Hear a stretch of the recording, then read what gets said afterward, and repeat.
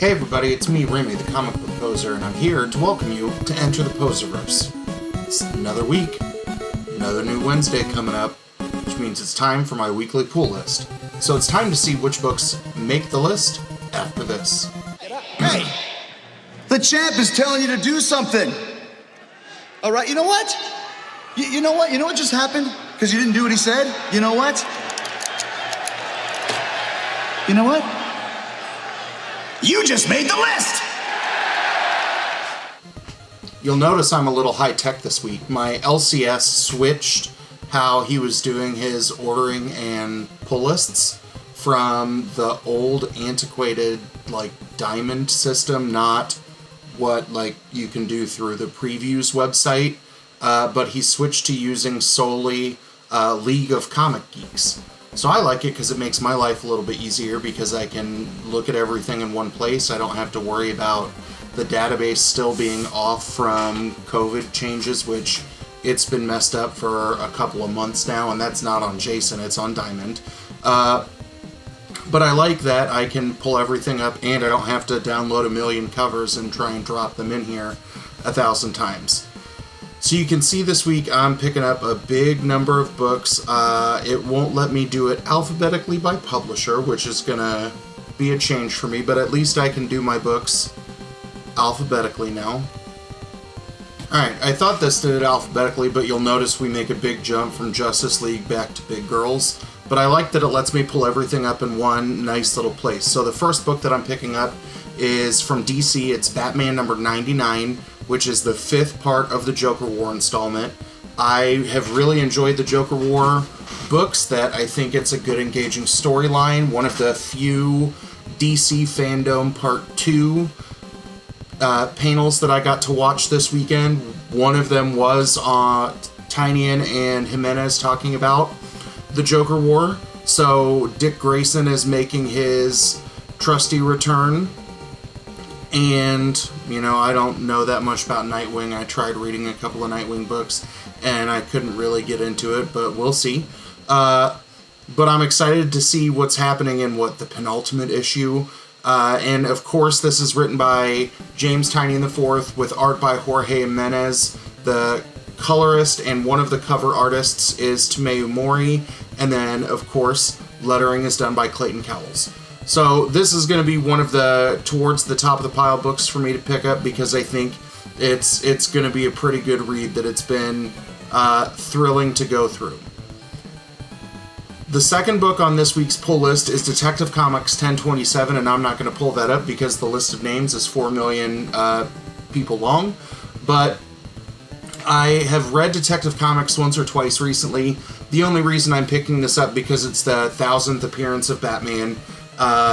The number of writers and artists that are on it really excites me. So this will be a Batman book or a Detective Comics book that I can get behind. And Chip Zdarsky is writing in Detective Comics. So now I don't know what publishers Chip Zdarsky actively hasn't had something written for, but I'm really excited to check it out there. The next book up is Justice League number 53, and I was saying that this week was a make or break for me, but since we're starting to hit a 5-issue tie-in to death metal, I don't think I can let it go, especially if I want to give the next new writer a chance for this book, especially if I want to check things out in terms of understanding it in death metal. I hadn't looked at who was writing it until I clicked on it this very minute, and I didn't know that Joshua Williamson, who I love from what he's doing on The Flash, who I love from Nailbiter, is writing the Justice League. So if I enjoy a lot of the things that he's already doing, then there's a good chance that I'll probably ride the train that Josh is conducting for at least these next 5 issues. But you can see he is writing it, artist by Hermanico, and then the cover artist on the A cover is Liam Sharp. The next book that I'm picking up this week is Big Girls number 2. It's all done by Jason Howard. This is an Image comic book. I really liked what was happening in issue number 1, that it had this Attack on Titan meets Attack of the 50-Foot Woman, plus, you know, in any issue or any book where you see a giant baby get murked, I'm going to want to pick it up. That I'm very intrigued by that one. Book up is from Vault. I think this is my only Vault book this week. No, it's not. I have 3 Vault books this week. Is Bleed Them Dry number 3. I've really kind of liked what is happening in this, you know, samurai vampire's tale. I am intrigued to see if the piece can kind of still be a fragile one, but I like seeing what happens. Do they find Detective Holloway? Next one from Aftershock, and this is my only Aftershock book this week, is Dead Day number 3. It's written by Ryan Parrott with art by Evgeny Bornyakov. This has been, hands down, my favorite book coming out of Aftershock. And I know I say that and go back and forth between it and Artemis and the Assassin, but this book has just been straight fire for me. I really like Dead Day number 2, where we saw the star-crossed lovers, the woman who's alive and her previous husband who's back on Dead Day, show up at the bar to functionally threaten the woman in charge. I liked the gimmick of the bar that on Dead Day, the price that you pay for beer is how much beer costs when you died. But I really want to see what is kind of happening as we start to look at some of the ritualistic nature of Dead Day, as we maybe start to see how other people are impacted as we kind of crawl through the other pages. I want to know more. Next up from AWA, and I think this is my first of 2 books this week, is Devil's Highway number 3. It's written by Benjamin Percy and Brent Scoovner. I've enjoyed this book. I really liked the idea that the trucking industry is being used for something nefarious, and really it could be happening in the real world. We just don't pay that much attention to what keeps American infrastructure driving, figuratively and literally. But I like that we see how Sharon is kind of on the path of starting to find the motive behind the person who is potentially killing and torturing all of the women that are picked up at truck stops. The introduction or the prelude to issue number 1 started to kind of play with the idea that her father may have something very well to do with this book, so I'm very excited to see if we start to get some of those ties back to her personal life, what, you know, brought her back into the picture. But I really, really like this, and this is probably my favorite AWA title now that Red Border has wrapped. The next one is Excalibur number 12. This book has been very interesting. This is the first official prelude into the Ten of Swords event. I think X-Men number 12 is the second part of the prelude, and we get the first Ten of Swords book either next week or the week after that. But I am 2 books away from being done with my pile of X that it went from this thick down to this thick, so Daddy is ready for this event to roll. Number 5 is a sad one. Finger Guns number 5. We know that this is the end of the series. If sales numbers permit, then it will, you know, continue, we hope. But in my interview with Justin Richardson several weeks ago, he kind of said the way the story is written, it can end here, and being able to have previewed that book, it can, but I've enjoyed this title so much that I want more and more and more of it. I'm really excited to pick up the A cover, but y'all know that I'm hunting down that Jen Hickman variant, that sweet wraparound variant. Especially I want to see what Sadie looks like after her incident at the end of book 4 on a Hickman cover. The next up from IDW is G.I. Joe number 8. I've really enjoyed this series as we're starting to see all of these, you know, new old characters reintroduced into the G.I. Joe continuity. Remember, we're living in the world where the Joes are fighting essentially as an internal insurgency against Cobra, which is running the government.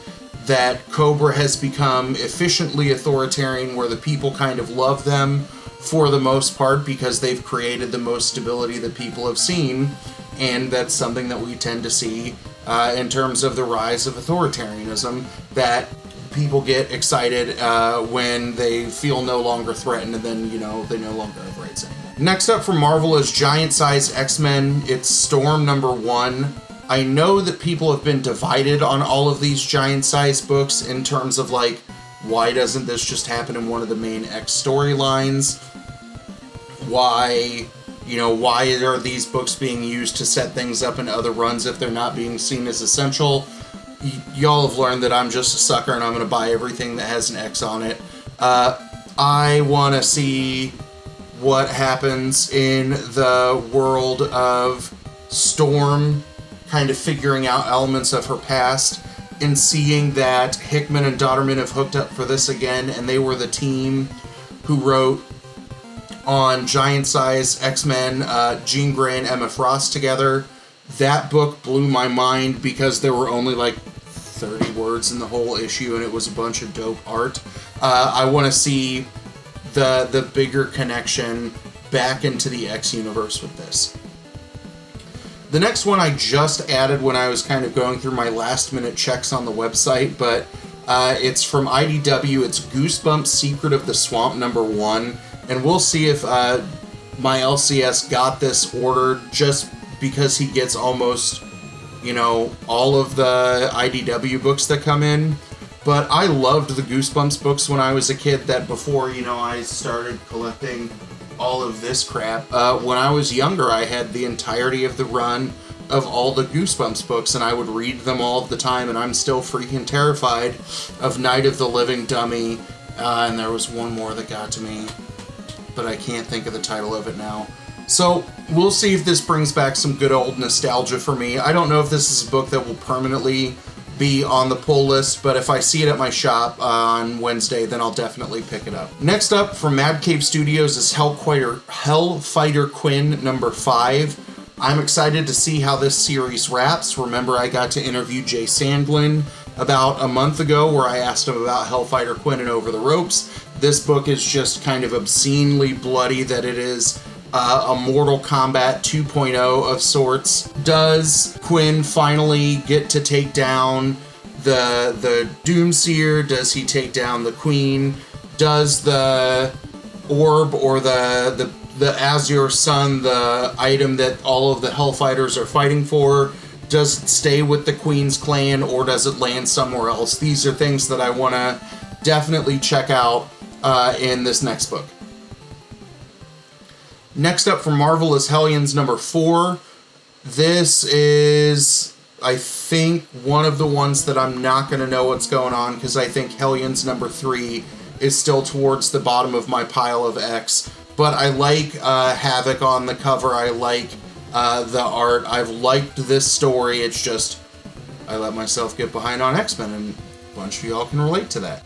The next book up is Iron Man #1. It's also from Marvel, and I'm clicking on this because I think the writer is Christopher Cantwell, but I can't remember, and it is.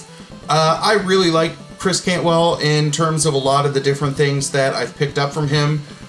Both the owner of my LCS and I really enjoy what he's doing on Doctor Doom in terms of that run. So while I'm not traditionally someone who reads a lot of Iron Man books, right? I walked away from the Iron Man 2020 stuff because it couldn't hold my attention. I'm very intrigued to see what Christopher Cantwell can do with that character, and we'll see if it keeps me hooked for the long run. The next up from Vault is Money Shot #8. I keep talking about all of the time. This book is good. #7 got wild because the president, who was very critical of the aliens showing up, and kind of this moral authority type president in the same vein as Donald Trump, shows up and wants to go with the science team on a mission. You got that awesome POTUS cover with him kind of grabbing 2 handfuls of alien butt. They end up on a new area where, or a new planet. I don't know if this is the planet that was kind of alluded to in issues 6 and 7, but if it's called Cockanine, that's fun. The next book up is Old Hans number 4. It's from AWA. This is the other AWA book that I'm behind on, that I had to wait for like Old Hans number 2 to come in. So when number 4 happens, or I can't remember if this is a 4 or 5, but when the series wraps, I'll sit and binge all of it and probably be very excited about everything that had happened in it. Next up from Boom Studios is Once and Future number 11. I've really liked what Kieran Gillen, Dan Mora, and Tamara Bonvillain have done on this book. Book 10 was very interesting to me because, you know, we started to see Grendel start to attack the real world, that we saw Duncan and Gran kind of in 2 different areas, and when Grendel started attacking the old folks home where Gran is, we saw her go from, you know, sweet doddering old lady that everybody at the home thinks she is, to wanting to kick everybody's ass. And I still laughed at the end of the previous book when they were like, how do we kill Grendel? Oh, Beowulf does. Whoops. I want to see what happens, especially now that Grendel is becoming a bigger threat to more of the real world, instead of seeing all of this kind of play its way out in the shadows. The next up is Seven Secrets number 2. I kind of enjoyed what Tom Taylor did and the rest of the creative team on number 1, but I wasn't as hyped as everybody else was on this book, and I don't really have a good answer as to why it didn't sit with me 1,000,000%. So I'm gonna check this one out, and if I fall in love with it, it stays on the list. But we've been talking for multiple weeks now about how I need to start Marie Kondoing this list back down, and Seven Secrets could be a book that falls, especially when I'm adding new number 1s this week in Goosebumps and the next book that we talk about. From Image Skybound, we've got Stillwater number 1. Y'all know that if a book says Chip Zdarsky anywhere on it, I'm picking it up. That's literally the reason why I'm picking up Detective 1027 this week. But this looks like a Chip Zdarsky book that is more my speed. In the town of Stillwater, nobody dies. There have been like a couple of 3-page previews of this story in the back matter of other Image books, and you literally see like a kid fall off of a building, get taken to the doctor, and somebody gets shooed away, and that person doesn't understand why like the kid's okay when he should be dead from the fall. I'll lump the next 2 together in Thor 7 and Venom 28 because it's the brilliance of Donny Cates, who's building the new universe that he will probably set on fire in, December or January when The King in Black happens. I'm liking what's happening in both of these books.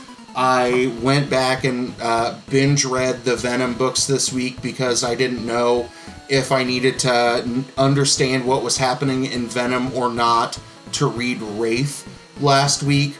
So I'm excited to see the Venom world continue because it's just bonkers rough. 2 books left, both from Marvel.